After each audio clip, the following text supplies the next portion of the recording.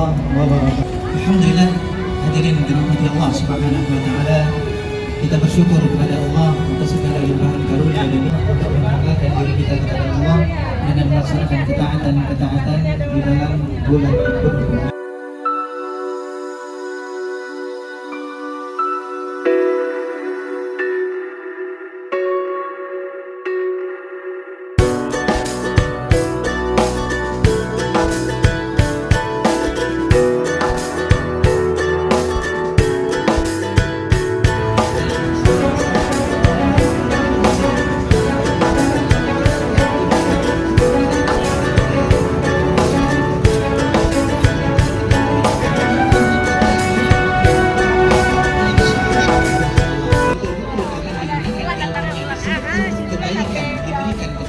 Sekelilingnya, memberikan manfaat kepada orang-orang sekitarnya, itu kalau punya akhlak. Maka zaman sekarang hanya apa?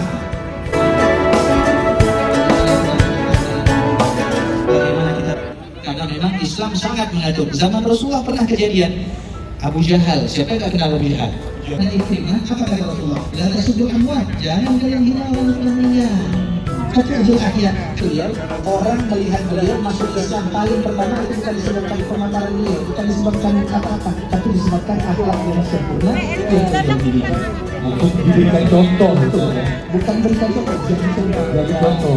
Nggak perlu